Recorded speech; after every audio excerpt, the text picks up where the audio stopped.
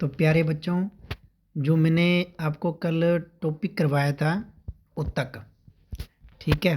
तो NCERT class 9th का जो बुक है साइंस की, उत्तक। तो एक आरआरबी टेक्नीशियन ग्रेड 3rd के अंदर किस प्रकार क्वेश्चन आते हैं वो देखते हैं अपने।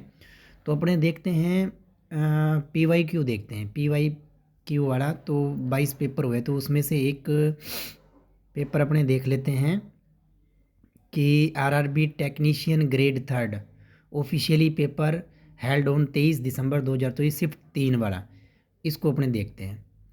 तो यहाँ से किस प्रकार क्वेश्चन बनता है तो अपने देखते हैं, सॉल्यूशन के अंदर चलते हैं। तो देखो भाई, इसमें एक 4 नंबर क्वेश्चन है जो क्या है कि उत्तक से आया है। तो ये क्वेश्चन देखो कि निम्नलिखित में कौन सा विभज्योतक उत्तक की कोशिकाओं में अनुपस्थित होता है। तो ये मैंने आपको डिटेल में करवाया है, ये वाला क्वेश्चन 4 नंबर क्वेश्चन जो टेक्नीशियन ग्रेड 3rd में आया है। तो इसका ऑप्शन देखो आप, केंद्रक दे रखा है, रिक्तिकाएं दे रखी हैं, कोशिका भित्ति दे रखी है और कोशिका द्रव दे रखा है। तो आप लोग आइडिया लगाओ कि मैंने आपको क्या करवाया था कि अनुपस्थित, इसमें बोला कि अनुपस्थित कौन सा होता है। तो मैंने आपको एक ऑप्शन बताया था रसधानी। रसधानी केंद्रक तो उपस्थित होता है, और 3 नंबर ऑप्शन देखो, कोशिका भित्ति भी उपस्थित होती है, लेकिन कोशिका द्रव भी उपस्थित होता है, लेकिन जो रिक्तिकाएं होते हैं ना, रसधानी, ये अनुपस्थित होता है। तो ये डायरेक्ट देख लो, वैसा ही क्वेश्चन आया हुआ है। तो अपना ऑप्शन क्या है इसके अंदर, रिक्तिकाएं होगी। तो इंग्लिश में इसको क्या कहते हैं वो भी थोड़ा आइडिया लगा लो आप। इंग्लिश के अंदर इसको बोलते हैं वैक्यूलस बोलते हैं। तो आप इसको इंग्लिश के अंदर भी देख सकते हो, क्या बोलते हैं, वैक्यूलस बोलते हैं, 2 नंबर ऑप्शन। तो ये चीज़ ध्यान रखना कि क्वेश्चन किस प्रकार बन रहा है, अपने को इस चीज़ का विशेषकर ध्यान देना होता है, ठीक है। तो अब देखते हैं एक और क्वेश्चन आया हुआ है इससे रिलेटेड, 17 नंबर क्वेश्चन है, वो देखते हैं अपने। 17 नंबर क्या होता है कि निम्नलिखित में से कौन सा कथन मृदुतक यानी कि पैनक्राइमा के बारे में गलत है।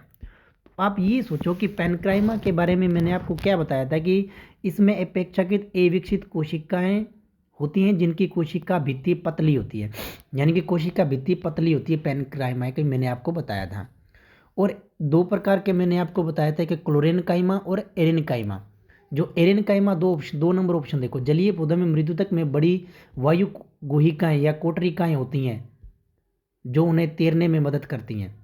तो तैरने में मदद करती है, ये कौन सा होता है, एरेनकाइमा होता है, ठीक है भी, ये भी सही है। अपने को बताना क्या है, गलत कथन। तो तीसरा नंबर ऑप्शन देखो, ये पौधे के विभिन्न भागों जैसे कि लताएं और आरोही पौधों के तनों को टूटने के बिना झुकने की, यानी कि टूटने नहीं देता, ये टूटने के बिना झुकने।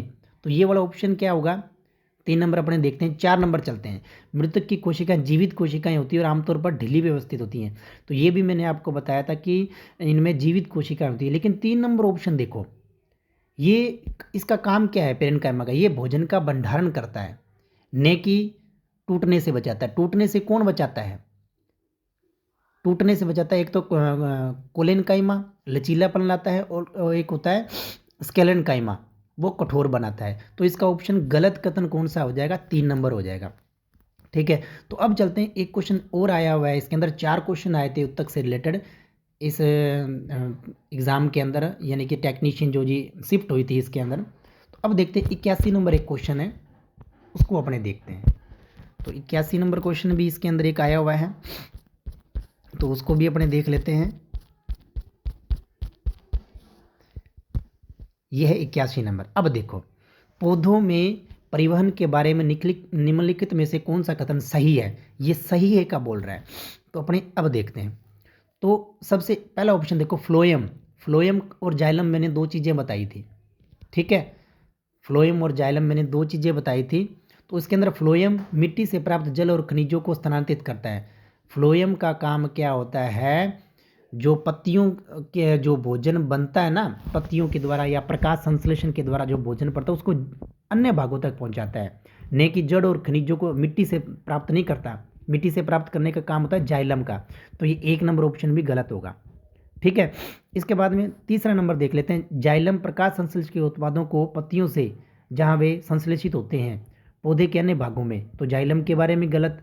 जाइलम का काम क्या होता है, ये जल और खनिज को ऊपर की ओर ऊर्ध्वाधर संवहन करता है, तो ये भी गलत हो गया। तो जड़ी बूटियों और झाड़ियों में परिवहन प्रणाली को संचालित करने की दूरी बहुत अधिक होती है, तो ये भी क्वेश्चन क्या है, ऑप्शन गलत है। तो अब देखो कि इसके अंदर ऑप्शन नंबर सही कौन सा होगा, 4 नंबर, पौधों की ऊर्जा की आवश्यकता कम होती है और वे अपेक्षाकृत धीमी परिवहन प्रणाली का उपयोग करते हैं, ये भी मैंने आपको डिटेल के अंदर बताया है। तो इसका ऑप्शन क्या हो जाएगा, 4 नंबर ऑप्शन हो जाएगा। ठीक है, कथन सही अपने को बताना था।